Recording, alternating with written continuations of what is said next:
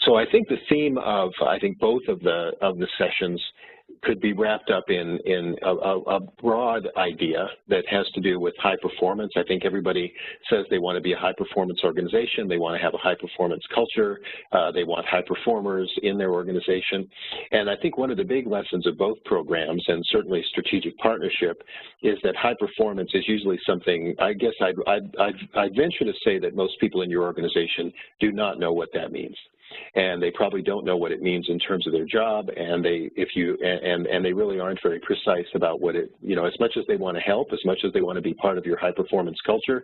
My experience is that for the most part, most people and most leaders pretty much stop at that point and say, be a high performer. And maybe they augment it with some strategy statements like be more innovative, or be creative, or be faster, or more customer focused, or something like that. And again, part of the reason for these programs, and I think why they've sustained so long, is that it turns out that in organizations, generally after that, it's pretty vague. It turns out that high performance varies a lot with strategy. The same performance or the same work has very different value depending on your strategy, and that's kind of the purpose of the strategic partnership program. It also varies with the work situation. The same kind of work has a very different payoff depending on the nature of how it fits with the organization. So high performance really is a fairly complex interaction of the value of the performance given your strategy, the availability of that performance in the population, and the cost of inducing or creating that performance in workers, or as we'll talk about in the future of HR, even in automation.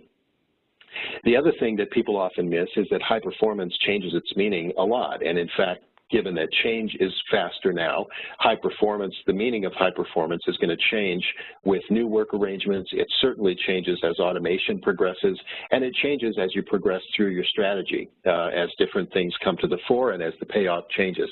So today I'm going to give you a few of kind of my favorite examples of these points. For those of you that aren't familiar with strategic partnership with impact, this will give you a good preview of the kinds of things that we dig into very deeply. And then I'll also turn my attention to some of the things we're taking on now in the Future of HR program, having to do with automation, and in particular this idea of deconstructing work, so getting inside the job and deconstructing its components so that you can better see the patterns of high performance and also the patterns of where automation can add value. So when I work with, certainly when I work with HR leaders, but honestly, increasingly I'm working with CEOs and CIOs and CTOs and others. And what I ask them, and you can try this at home if you'd like, is to go to those leaders or the leaders of businesses and say, suppose I ask the people that work for you, how certain are you that you know exactly where you need to excel in your work and where good enough is good enough? What are the sufficient parts? And what I ask your business leaders or your C-suite leaders is, if you think you know the answer to that, how far below you can I go before someone would really not give me the same answer that you would give me, where they would say, well, something like, everything that's part of my job is vital, and therefore I try to be the best at everything, or they might say, I think the big difference I make is here, and you would disagree with them. And generally, the leaders that I talk to go maybe 1 or 2 levels below them. And then they kind of get uncomfortable in their chairs and say, when you put it that way, I'm not sure our people know precisely every day exactly what is it that makes a big difference in our strategy, in their work.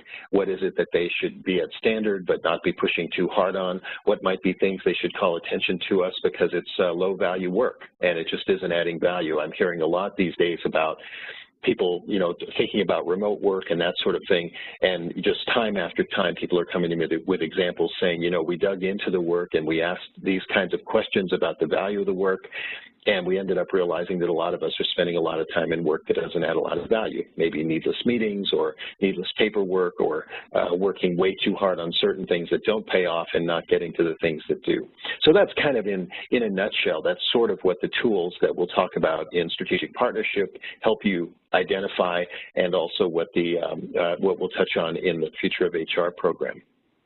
So moving along here, if we look at the model that we use in the program, basically this is from the book Beyond HR with Pete Ramstad, whom I mentioned is going to be our guest in Chicago at Future of HR.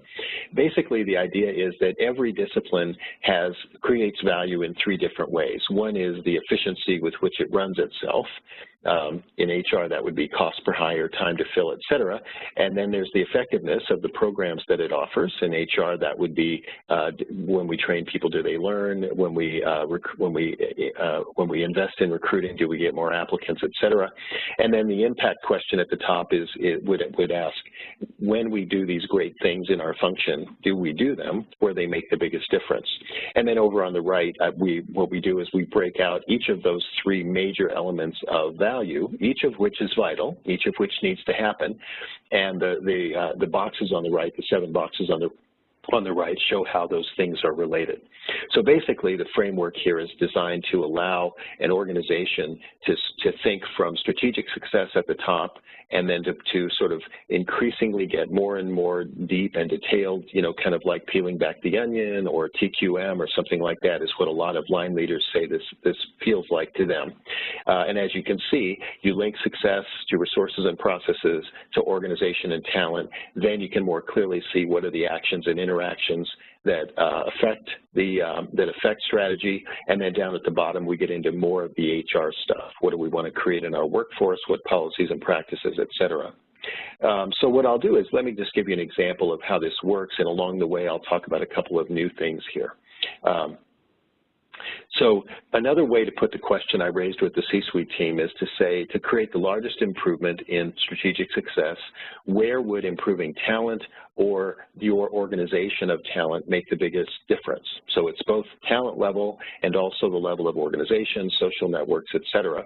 And one of the examples that I've talked about before that Pete and I have used and others have used and that we'll use as a teaching example in the seminar is this example of Boeing, let's say circa about 2003, 2005, where Boeing had decided to make the 787, and they had decided to make the 787 with a global supply chain, and that's what this diagram is showing, is the places where the components of the Boeing 787 are manufactured and how they all come together. And as you can see, it's a worldwide supply chain.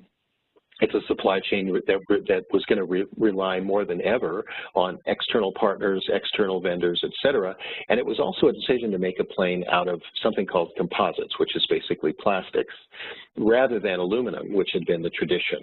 And both the fact that they were going to rely on a global supply chain and the fact that their strategy relied on making a plane out of plastics are vital to the strategy. Now, in the strategic partnership class, we'll go into much more detail about how to break down the strategy and how to find the pivotal elements of strategy in your own organization. For now, I'm just going to kind of shortcut that and cut to the part where we talk about the talent.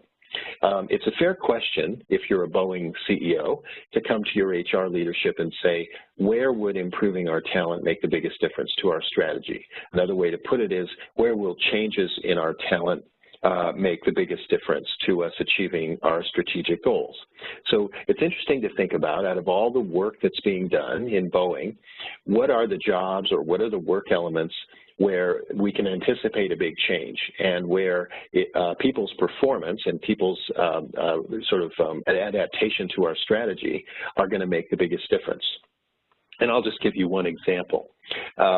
If you think about the job of an engineer at Boeing, if you think about the former strategy that's shown on the left, Boeing engineers were basically the world's experts in making things out of aluminum and making aircraft out of aluminum.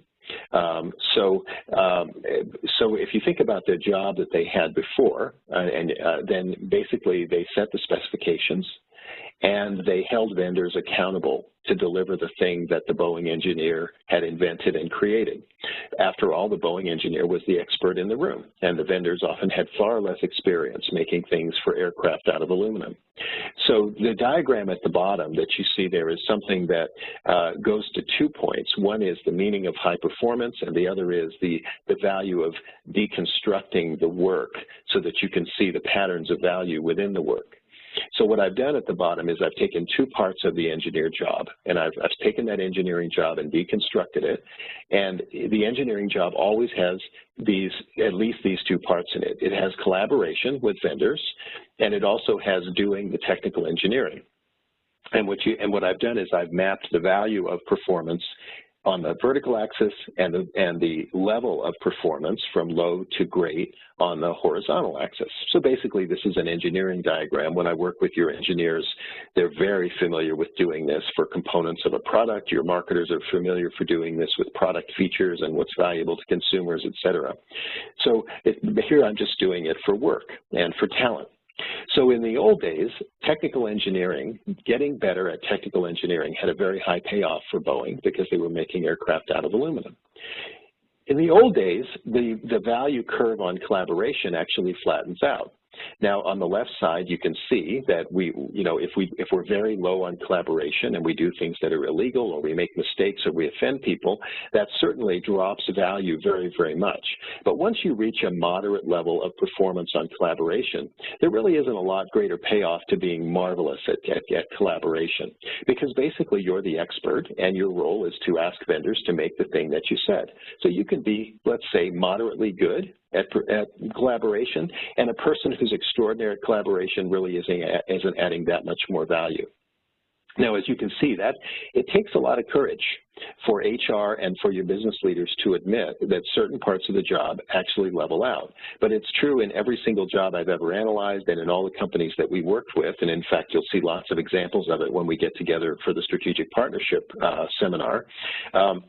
So on the right-hand side, what these curves allow you to do is to see the changes when strategy changes. So let's look at the job of the engineer after Boeing implements this strategy to make aircraft out of plastics and to make aircraft using a worldwide set of vendors.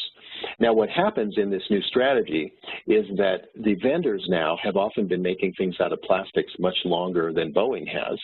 And Boeing depends more and more on external partners, external supply chain partners, for the components that it's making. So if you look at the job and deconstruct the work on the bottom, it's actually almost a 180-degree change. In the new world, the ability of an engineer to technically engineer something actually levels off because the engineers at Boeing are not necessarily the world's experts now in terms of making things out of plastic. That expertise often resides in their partners. So certainly making mistakes on technical engineering is still a bad thing, but when it comes to plastics, being moderately good at technical engineering is still real important. But it's unlikely that Boeing engineers will be the best in the world all the time at that part of the job. On the other hand, look at the collaboration curve. If your vendors know more than you do, if your vendors have the opportunity to help you innovate in creative ways, then collaboration becomes what we would call much more pivotal. The curve on collaboration now goes up at high performance. So what you want is Boeing engineers now that are very, very good at getting the vendors to give them their best ideas, very, very good at listening and creating and innovating in collaboration with the vendors and the supply chain partners. And while that was always a part of the job, as you can see, it becomes what we would call much more pivotal in the world of composites. That means that the difference between good and great performance on collaboration is now much more valuable than it was in the old days where the Boeing engineers were the experts and they just asked partners to deliver to specifications. So you can see the idea here. In both strategies, you would say we need high-performance engineers. In both strategies, you've got really brilliant engineers that are going to work really, really hard. What's often missed is that if you're talking to Boeing engineers about their role in the new strategy, they need to understand that there's a real shift here in the relative value of high performance on technical engineering and on collaboration. They're both still very important. They're both still very vital. And if those are the questions you ask, what's important in your job, what's vital in your job, et cetera, then you're not going to see this pattern. You only see it when you shift your focus and start asking about what's pivotal or how performance pays off, and when you deconstruct the work to look at the parts of the work inside the job. So if we think about then moving further down the model that we use in the seminar, if we think about the HR implications, then it now becomes kind of clear what we need to do to motivate, to develop, and to staff our Boeing engineer positions. So reward and recognition, we still want rewards for technical engineering, but we're going to probably augment those rewards with gold stars that might come from our suppliers. Our 360-degree performance would now include suppliers. Maybe they would give ratings to some of the engineers, and we would give recognition for the engineers that came up with the best idea by using external inputs.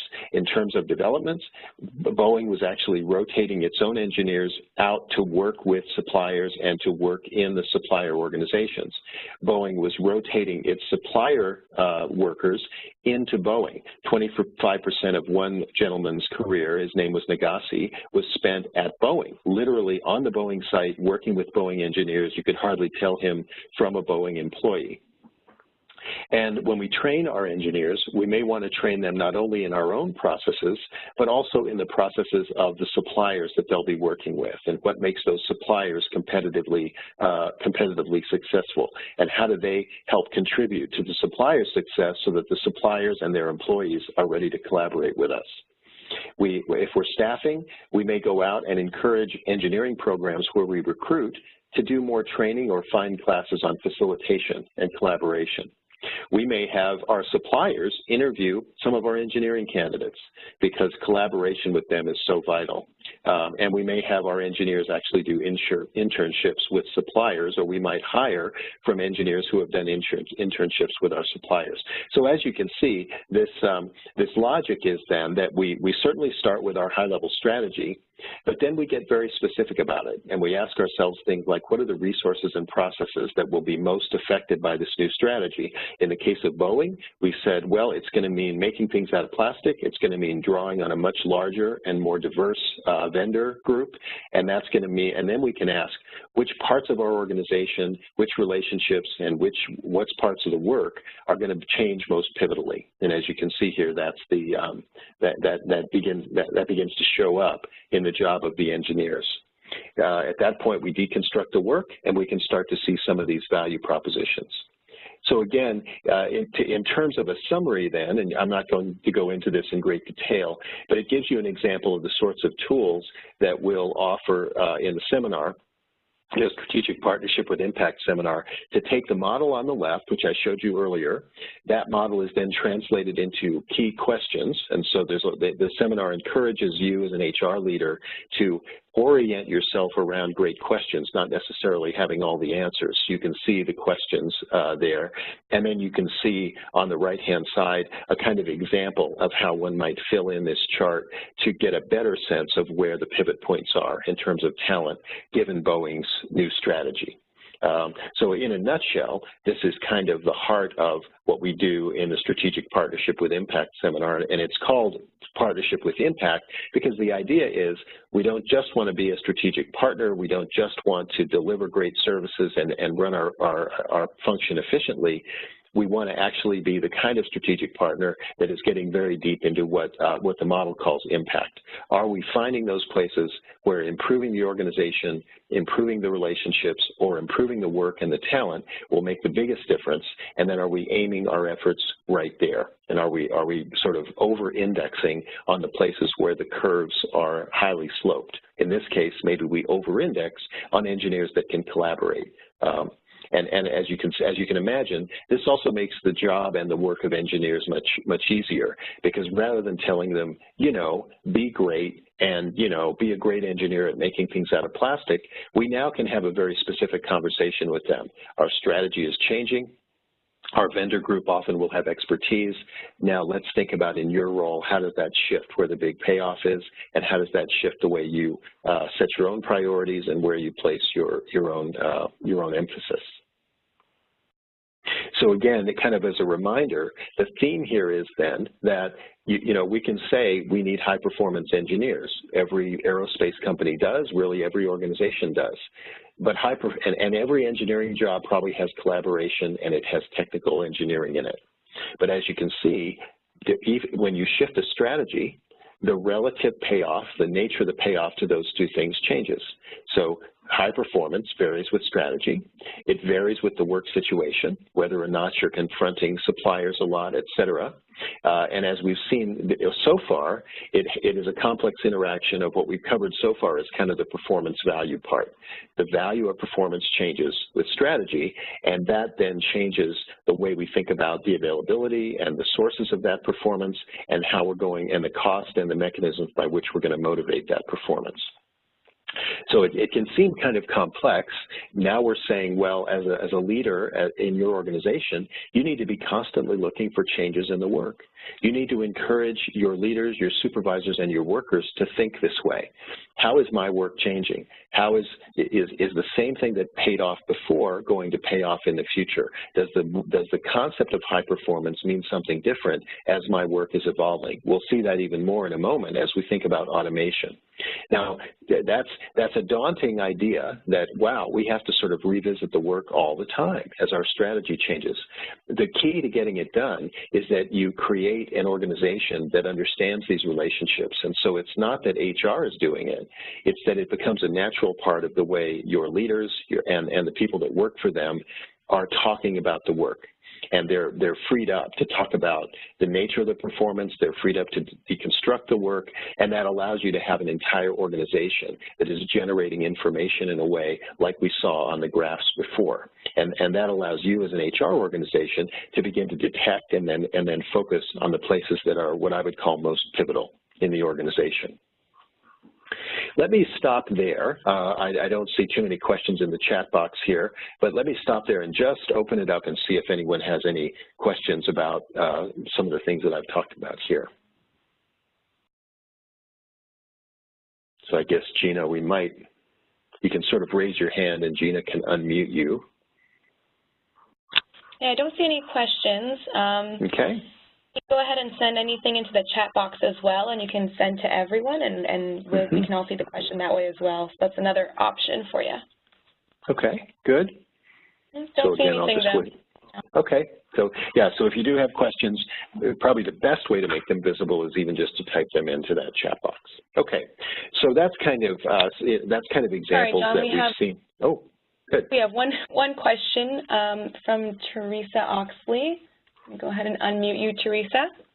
Thank you. Hi, John. My question is, when you're gathering the information in the slide before this slide, so when you did the bridge summary.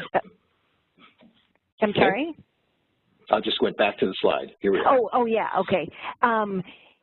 When you're going through the process of trying to identify this, what have you found in practice? You know, when you work with practitioners who are trying to apply this, what's the process? Like, do they generally do like one-on-one interviews with various leaders? How do they kind of come up with a clean view of what you have on the right-hand side?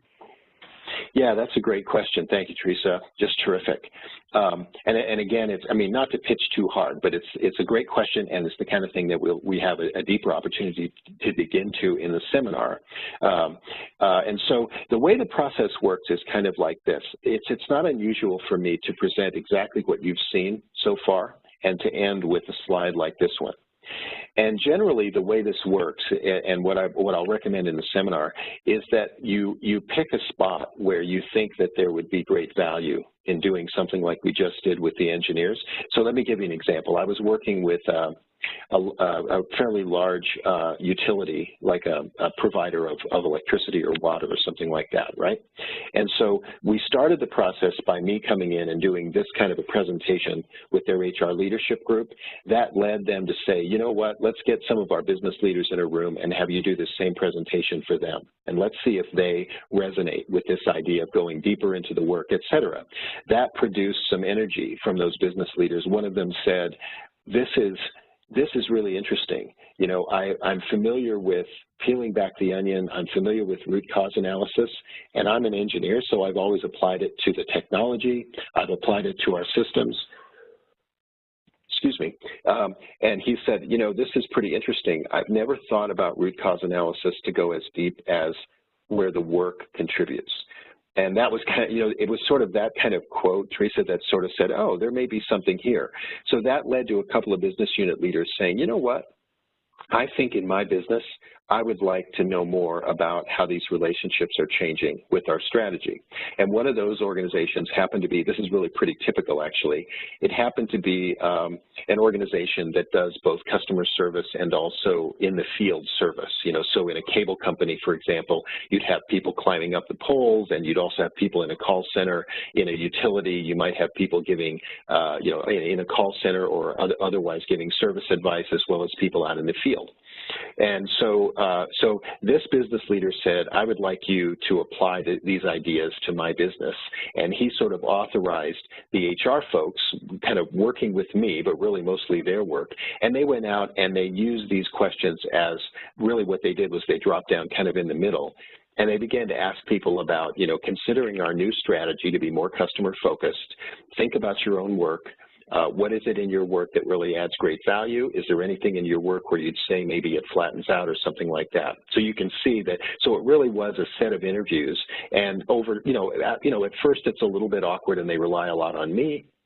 And then as people begin to get the hang of it and practice it, they begin to be pretty comfortable with the interviews about the work, et cetera. Sometimes they draw the curve, sometimes they don't. And then what happened is that group came back and we said, well, what are we hearing about? We had kind of like a seminar, and but really it was mostly a working session. And what began to bubble up was that we have these people out in the field and they think their main job is to fix things, but they're the ones that the customers often talk to. And they're the ones that hear in detail what's going on with our customers and how the work that we do with them is affecting their businesses, et cetera, et cetera. And that happens a lot, really for about 20 years, this pattern of people saying, boy, the people out in the field, they believe that the big payoff is fixing the problem, but they're often the only one that's hearing and getting certain kinds of information from our customers. Often it's in the form of complaints, but if those people were 15% better at capturing that information and bringing that information into our teams and our design teams, et cetera, that would make a massive difference in our strategy of being more customer responsive. Excellent. Is that helpful? A great example. That's perfect. Thank you. Yeah, you bet. Thank you. Thanks for the question. Really appreciate it. And I think it illustrates a couple of things. I'm really glad you mentioned it. You can see how, it sort of illustrates that theme about, we say in this organization, in most organizations I work with, once you allow people a face-saving way to say, maybe we're not as specific about what we meant by high performance, honestly, the business leaders were pretty quick to say, not so much John is right, but like, we ought to be doing root cause analysis for our people more. I kind of like the idea of extending our strategy and getting better at the people. The leaders really have a real desire to do that. They want to put their efforts where it makes the biggest difference. They want to be clearer about how performance makes a big difference. They want to incorporate that into performance management, et cetera. But very often, through no fault of their own or HR, they're often left with strategies that are pretty generic. And what HR often does is it jumps down to the bottom of this model that you see here on the left, and HR spends a lot of its time trying to generate answers, trying to create programs that seem relevant to something like innovation or speed or customer focus. So they want to present an answer. They want to present customer-focused training, when in fact, what's needed is to step back and ask great questions and almost admit that, we're not sure we know the answer yet about what work is most pivotal to this strategy you say we want to deliver called greater customer focus, et cetera. That wisdom is not going to reside in HR. That wisdom is going to reside with leaders and the workers. So again, this is kind of a theme of the seminar is also to shift from a feeling like, well, we shouldn't talk to anybody until we have an answer, and that answer is often the form of policies and practices near the bottom of the model over there on the left. And to shift the idea to be, it's not so much about having the right answer as having a framework for asking great questions and having a way to facilitate how those questions build on each other to produce much greater insight about where the work and where the organization relationships are going to make a difference. A lot of this has deep implications for organization design, social networks, et cetera, because if you learn that the people in the field have information that your designers need, that now becomes an organization design opportunity to create more trust between those two functions, to create more information sharing, et cetera. So I often find that this stuff is applied in an organization design environment. It's applied to sort of get more specific about that part of, say, the STAR model that talks about strategy, and to ask things like, where would improving the relationship between different units in the organization make the biggest difference? So again, thanks very much. Okay, I'm gonna move on in a moment, but let me give one more chance if anybody else had a question. John, I just sent another question from BGY into the chat. Oh, I see. Great. Good. So the question I'm reading says, this suggests you need to look for people who reflect on how work is changing. Is that correct? And if it is, what are the indications that are sought to suggest the ability to understand and recognize these shifting modes of value, high performance, et cetera? And I think that's right. I would say that one of the things I'd love to have organizations be better equipped to do is exactly what you said, to have I guess I might call it culture for want of a better word, but it's really like habits and norms and values that say the work is evolving. I'll talk more about this in a minute, but basically the work that people do is always evolving. The payoff to that work is always evolving. Now, it doesn't mean you have to change things every single day, but it means that we open up the idea that says, look, your job is not a fixed entity, and the payoff from the work that you do is likely to be different depending on the strategy, depending on the situation. It's likely that automation and other things are going to be changing the way your work is done. In a moment, I'll talk about constantly upgradable work, which is a blog that I wrote that just appeared this week. And so, you know, you're right. So that means that it's not just in HR, but we need to equip our leaders, the people doing the work, et cetera, to be kind of constantly asking, how is the work changing? And I think even more than that, to be asking, how is the payoff from what I do changing? And so, so you're right, and then you asked a great question. What are the indications that suggest the ability to do that? And you know, it turns out actually that those indicators are often from disciplines other than HR. So this kind of thinking, you know, it's not unusual, it's not difficult. It happens in lots of the functions outside of HR. Sometimes it happens in HR as well. But what I find is that the ability to do this often resides in lots of places in your organization. Your engineers are already drawing diagrams like this. Your finance people understand the idea of investing where there's the greatest payoff. Your marketing people are always thinking about product features and how some product features need to be at standard, while other product features, excellence really pays off.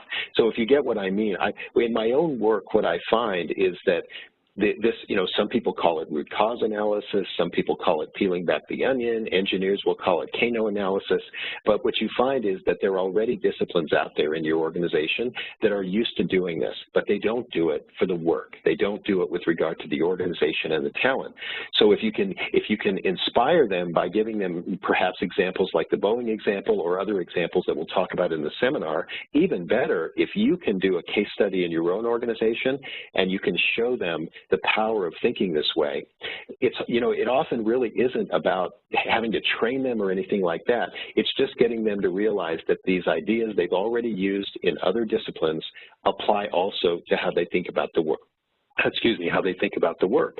And once you do that, it's then they really get turned loose, you know, and so then HR becomes kind of the repository of expertise on this, the people who help coach and counsel people that want to do this, but it's less so much in the position of saying, we have all the answers, or you expect us to take the strategy and translate it and then come back to you with a bunch of programs. It really becomes very much more a real consultative role, but it's not just generally saying we want to consult with you and be business partners. It's much more now defined along the model that you see on the screen.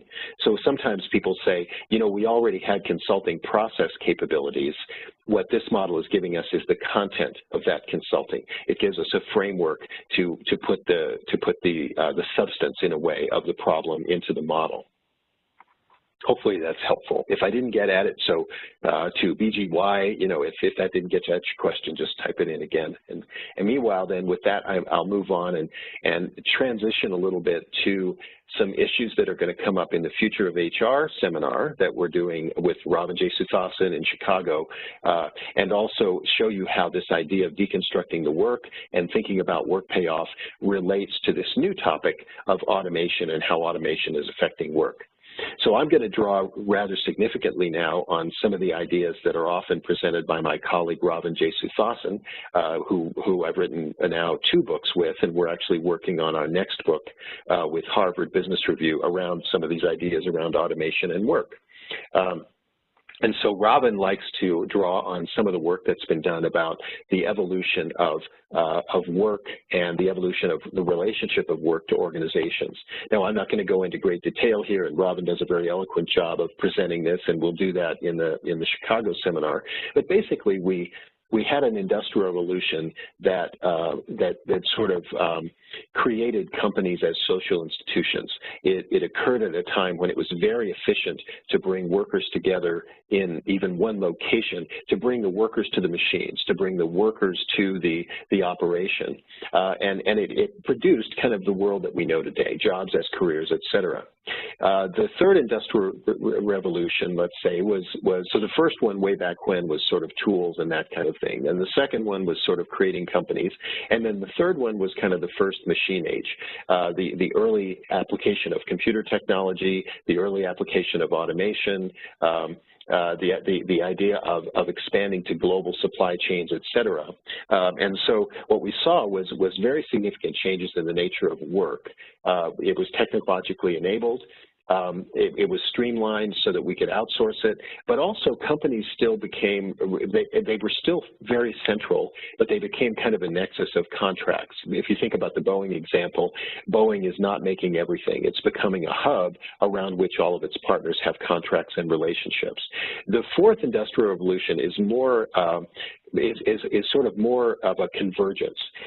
It's a convergence certainly of automation, but it's also a convergence of the ability to break work apart and deconstruct it and to manage the work in pieces. And some of the pieces are best done by automation, some of the pieces are best done by workers who aren't your employees.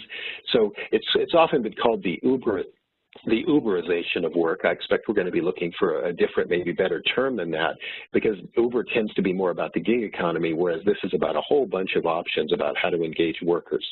So as you have more mobile sensors, as you have more data, as you have artificial intelligence and machine learning, companies now become more almost like platforms.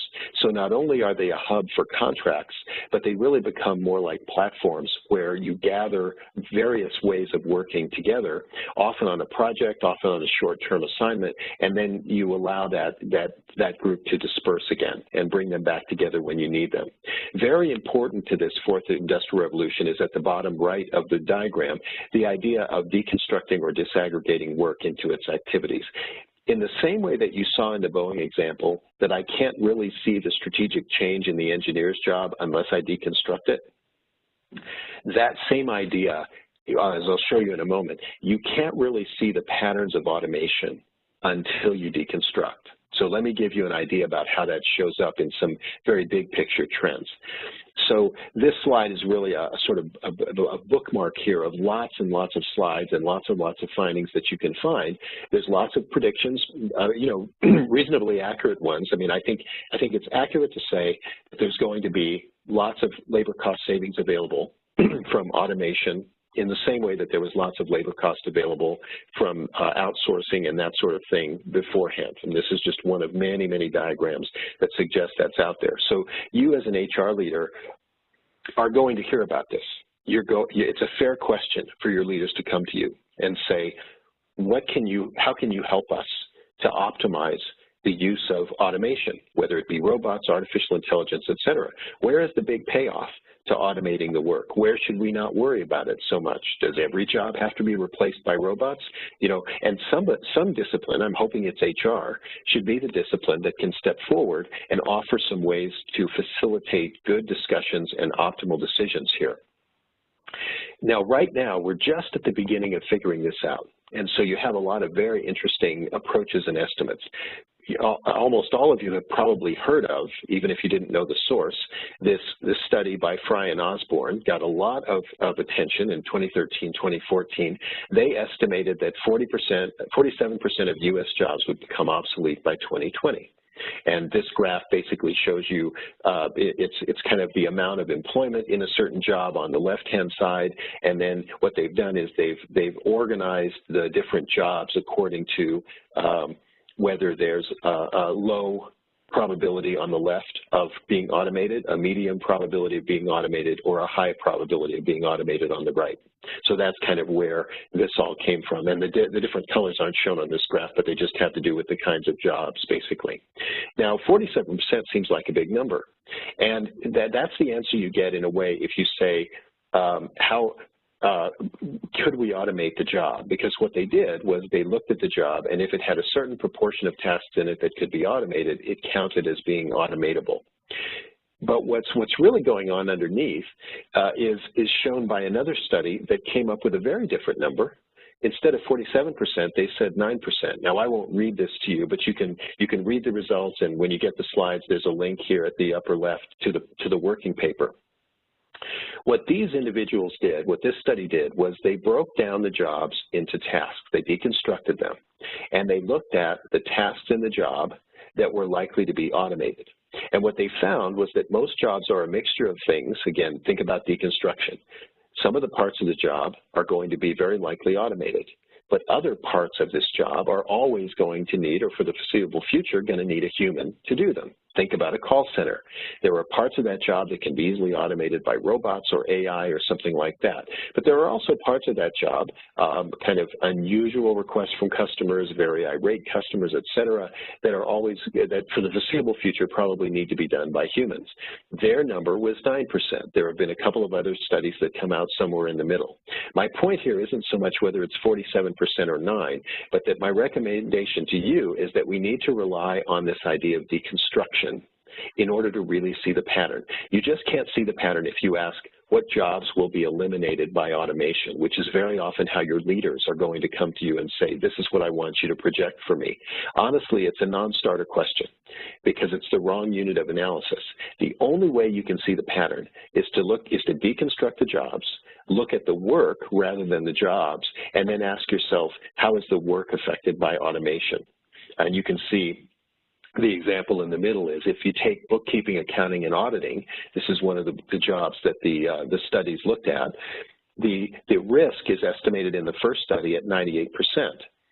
But if you look at the individual tasks, only 76% of the employees in that job perform face-to-face interactions that are likely to be automated. So in other words, sorry, I misread that, but basically 76% of the employees in the occupation do some face-to-face work that is unlikely to be automated. The automation risk for a retail salesperson is 92% because a good deal of it is automatable, but 96% of retail salespersons perform their jobs with lots of face-to-face interactions that won't be automated. So what this means for HR is these jobs of bookkeeper, salesperson, et cetera, what you're going to see is that there's going to be constantly upgraded. Parts of them are going to begin to be automated. So over time, you might end up with 76% or so or something like that of the job is left to be a human, but what do we do about that other 24? That's all been automated away. My point is that this idea of deconstructing the work is a very powerful tool to see the pattern much more clearly.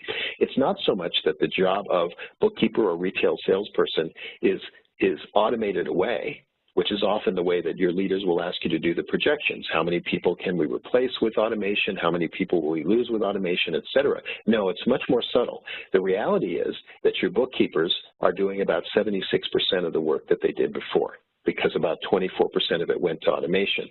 That's a much more subtle, much more interesting dilemma and much more interesting problem to be solved for HR.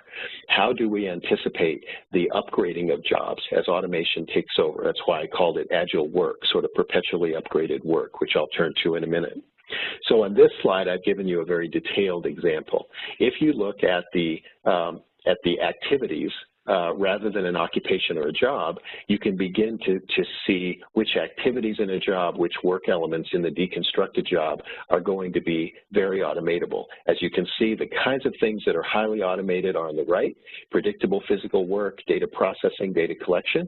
As we move toward the left, the parts of a job that involve managing others, applying expertise, stakeholder interactions, those parts of a job are less likely to be automated. So if you're thinking about preparing your workforce for the future, again, we're going to talk a lot about this in the Future of HR program in Chicago. We'll have examples from Disney, HP, et cetera, where the idea is if you're going to prepare your workforce for the future, it isn't so much saying get prepared to be automated away or a robot's going to take over your job. It's a lot more about saying how can we have an honest conversation about what parts of your job as time goes on might be better done by automation. Maybe we augment you with an artificial intelligence coach or something like that. What parts of your job are going to go away? What parts of your job could be better done if you were partnered with automation? And what parts of your job are likely to always be done and need a human in them?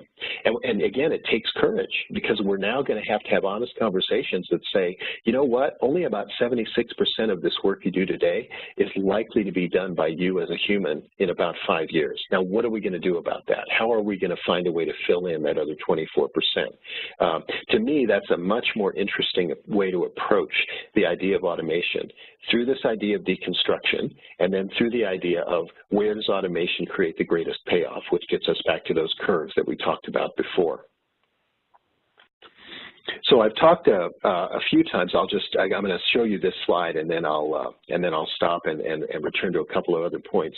As I said, there's a blog that came out this week on Cornerstone that I've noticed is getting a little bit of attention in the web, thanks to those of you that follow me and are reading it. And one of the things the metaphors that I've begun to use is borrowed from the idea of product design and product evolution. So one of the examples that hit home for me about upgrading products was when I got a new iPhone and it doesn't have a headphone jack.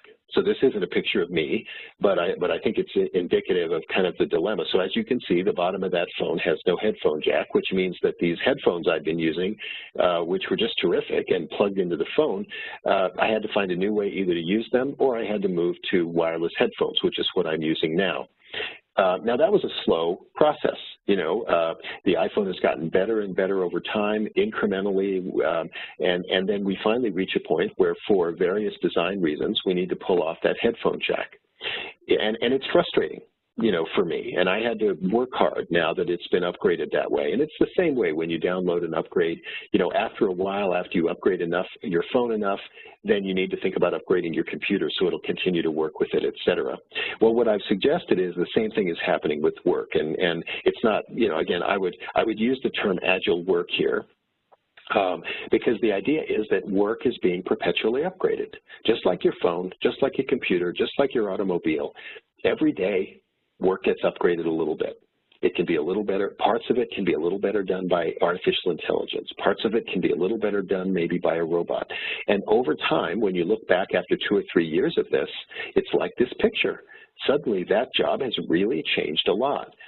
It's not obsolete. It isn't that there isn't any human work in it, but boy, over time, if we look at the deconstructed parts of it, things have really changed. It's kind of another variant of the idea that if you look at the job of a Boeing engineer, over time, as we pursue this strategy to make aircraft out of plastics with a worldwide supply chain, over time, your job has really changed.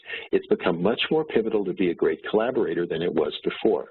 And so I think one of the roles of HR and HR leaders is to begin to develop tools that will let you see these changes happening and have honest conversations with your workers.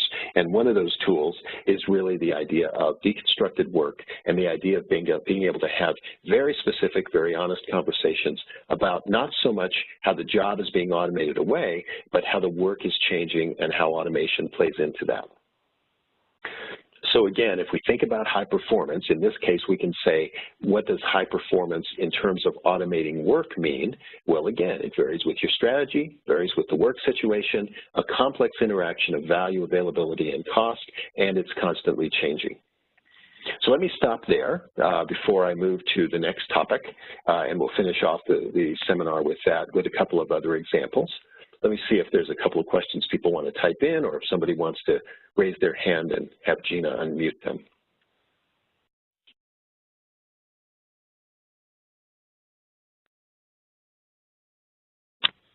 I don't see any hands Good. raised. Okay.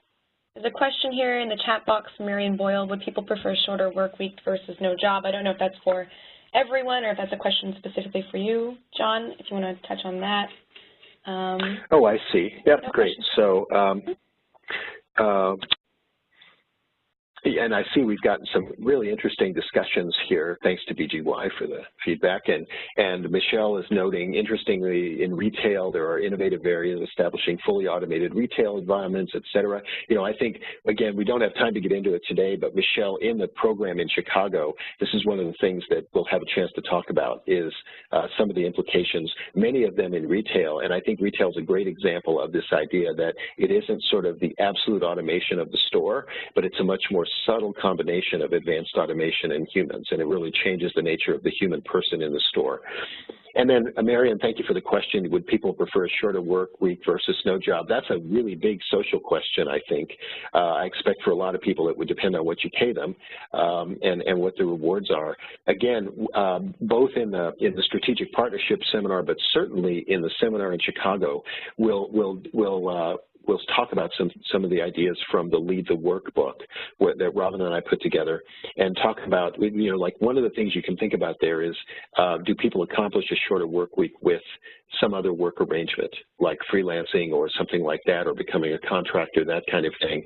And it also raises the idea of how do we think about things like the length of the work week creatively as we think about our workforce population. It's increasingly possible through automation, through new work arrangements like freelancing and platforms and projects and gigs, et cetera, to put together a pretty interesting work relationship that doesn't involve regular full-time work, and certainly doesn't involve coming into the office all the time. So it's a great question, and you know, I agree that there's you know, there's some interesting issues there socially as well as in organizations. And then a couple of questions. This is great. I may just stay with the questions here and then we'll finish off. Agile work suggests that learning from direct experience in a job becomes increasingly important, but it's also a problem. Sometimes the incumbent has a big advantage being on site, or they cannot be able to adapt. And I think that's right. It has some real interesting implications about what we mean by development and what we mean by being developed for the future. And often it's true that as work incrementally changes, the direct experience you need to sort of stay up with those changes is going to be very, very important. It may be quite difficult for external organizations to anticipate these changes in a way that you can train people. You know, the idea of training people for jobs of the future, you know, I think that's, it's just got a lot of things wrong with it. It's the wrong unit of analysis because it's looking at the job. It's assuming that there's a future we can predict and that we could train people for that future. I think what we're seeing here is that the experience people need is to get good at detecting the changes, and then organizations need to get good at finding a way to let people, to honestly talk about them, honestly acknowledge them, and then to orient training and development to this perpetual upgrade situation, rather than the idea of we figure out the change, we train you for it, and then you're ready again. It's much more subtle than that. So again, I know I'm probably not doing justice to all the questions, but thank you very much. Those are really, really interesting. I know we're getting close to the end, and I want to give Gina a chance to finish up. So by my watch, it's about 5 minutes till the top of the hour.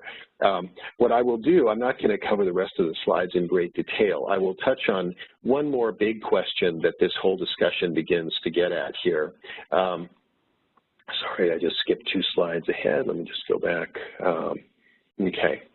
So one of the things that this really brings up is the idea of meritocracy, and the idea of whether what do we mean really by a meritocracy.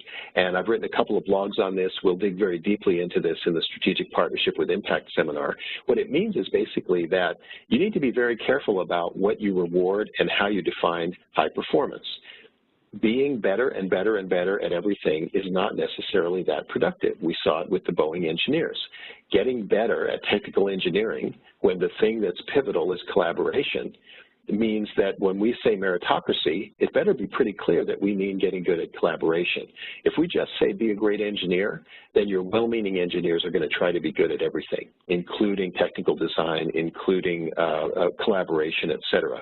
And as I said, we'll really have time today, but in the seminar, we get into a lot of examples there where this kind of analysis allows you to be much clearer about what we mean by high performance, and therefore much clearer about where you apply meritocracy. My own view is that in incentive-based, performance-based pay and training and that kind of thing, a sort of naive belief that meritocracy is always good, and leaders often have that belief, can be very, very dangerous. In fact, meritocracy causes tons of problems, misdirection, the idea of anointing high performers with special privileges, et cetera, that we've kind of seen in the news with Uber and others. So again, I'll just sort of preview that and say it's something that we can touch on. I'm going to skip ahead very quickly here. There's the meritocracy slide. And I'm just going to, sorry about that for those of you that are watching, and just kind of come back to this slide, which gives you an idea about the 4 lenses that we'll use in the seminar to help you deconstruct your strategy, not so much the work, but to take a strategy like more customer-centric and break it down into the elements that are going to help us understand what is most vital about that strategy. And then I'll remind you about how both of the sessions coming up will draw on this model of very clearly connecting what's going on in HR down there in the bottom, boxes 5, 6, and 7, to the organization and the pivotal elements of strategy, which are in boxes 1, 2, 3, and 4. And with that, I will thank you all. Sorry about the rush at the end, but thanks very much for the questions and a good discussion today, even virtually. And you can see the contact information for me there. I encourage all of you to take a look at not only the seminars that are coming up for me, but lots of the other things that we're doing here at the Center for Effective Organizations. And with that, Gina, I'll turn it back to you maybe for a final word, and then we'll conclude. Sure. Thanks, John. And our last slide right here, I just wanted to show a copy of that discount code. So if any of you are interested in doing that 20% off for the strategic partnership and the future of HR, here's the code right here. It's FHR20SP, and you would just use that at checkout. So thank you. With that, thank you, everybody. Thank you, John. And have a lovely day. Thanks, everybody. Bye now.